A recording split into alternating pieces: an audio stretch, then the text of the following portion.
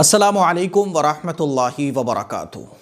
शब बराअत में हमें कौन कौन सी अलग यूनिक इबादतें करना चाहिए, क्योंकि सोशल मीडिया पर मैंने ये भी देखा है कि जैसे ही शब बराअत करीब होती है, आने वाली होती है, तो तरह तरह की अजीब व गरीब इबादतें शब बराअत से मुताल्लिक़ लोग बताना शुरू कर देते हैं। गुस्ल हो गया, कोई नमाज़ बता रहा है।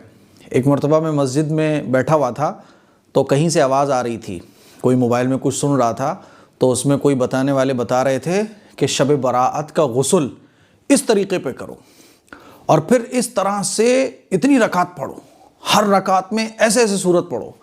बहुत टिपिकल तरीके से उन्होंने पूरा एक अमल बताया कि इस तरह से शब बराअत में इबादत करना चाहिए। तो मैंने सोचा क्यों ना आपको मैं क्लियर कट आसान लफ्ज़ों में समझाऊं कि शब बराअत की कौन कौन सी ख़ास इबादतें हैं, कौन से ऐसे ख़ास आमाल हैं जो आपको शब बराअत पर करना चाहिए। देखिए, जितनी भी इबादत के काम हैं वो हम सब लोग जानते हैं। इबादत के काम कौन कौन से होते हैं? नमाज़ पढ़ना, रोज़े रखना, कुरान मजीद पढ़ना, ज़िक्र व अस्कार करना, तस्बीह पढ़ना, दुरूद शरीफ पढ़ना, अल्लाह से दुआएं मांगना, है ना। नफल नमाज़ें हैं, इस्तिखारे की नमाज, तहज्जुद की नमाज और नफल नमाज़ें, तो ये तमाम के तमाम इबादत के काम होते हैं। शब बराअत की कोई भी ख़ास इबादत नहीं है। जैसे आम दिनों में हम लोग इबादत करते हैं, बस वही इबादतें हमें शब बराअत में करनी है। जैसे हम आम दिनों में गुस्ल करते हैं, आपको गुस्ल करना है तो कोई अलग से गुस्ल नहीं होता। गुस्ल आपको अगर करना है तो गुस्ल का एक ही तरीक़ा है। जो तरीक़ा है ना, जो हम सब लोग जानते हैं, वही एक तरीक़े पर गुस्ल होता है। ईद पे भी, बकरीद पे भी, अहम दिनों में भी, जुमे वाले दिन भी गुस्ल वाजिब होता है, हो जाए तब भी। गुस्ल का कोई अलग तरीक़ा नहीं है। ऐसे ही नमाज़ पढ़ने का तरीक़ा, नफल नमाज़ें हम लोग पढ़ते हैं, फ़र्ज़ नमाज़ें पढ़ते हैं, तो पूरे साल जो तरीक़ा नमाज़ पढ़ने का रहता है वही शब बराअत में भी रहता है। कुरान मजीद की हम तिलावत करते हैं जैसे आम दिनों में, वैसे ही शब बराअत में। तो इबादत के जो तरीक़े हैं वो पूरे साल में कभी चेंज नहीं होते हैं।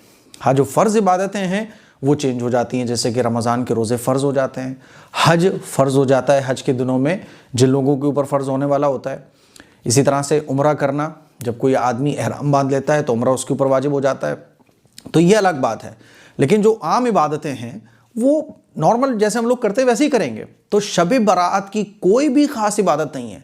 इसीलिए मैं आपको ये जो पूरा इतना डिटेल में समझाने की कोशिश कर रहा हूँ, उसकी वजह ये है, मैं ये चाहता हूँ कि आप सोशल मीडिया में मान लो आपने देखा कोई बता रहा है शब बराअत का ख़ास गुस्ल, तो आप अलग अलग पूछोगे मुझसे।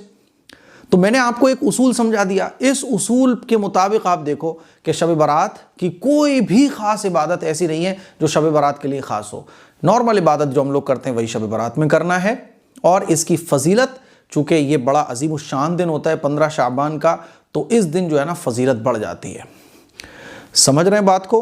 तो अब आपको चाहे सोशल मीडिया पर नमाज नज़र आए, कोई अलग कोई अमल नज़र आए, कोई ख़ास गुस्ल नज़र आए, कोई बेरी के पत्ते से बताएगा, कोई कैसे बताएगा, कोई बताएगा इतनी रकत पढ़ो और ऐसे ऐसे सूरतें पढ़ो, तो याद रख लो कोई भी ख़ास तरीक़ा नमाज़ पढ़ने का, ख़ास तरीक़ा वज़ू और गुस्ल करने का शब बराअत का नहीं है। ये अपने जहन में अभी से आप बात बिठा लीजिए, ठीक है। तो मुझे उम्मीद है ये मसला आपको अच्छे तरीके से समझ आ गया होगा। वरना हमारी ख़वातीन, हमारे भाई, हमारे बहनें बड़ी परेशान रहती है कि शब बराअत की ख़ास इबादत कैसे करें, ख़ास अमल पता चल जाए। तो नॉर्मल अल्लाह से दुआएं मांगनी है, नमाज़ पढ़नी है, अल्लाह को मनाने की कोशिश करना है, अपने गुनाहों की माफ़ी मांगनी है, यही काम करना है शब बराअत वाले दिन।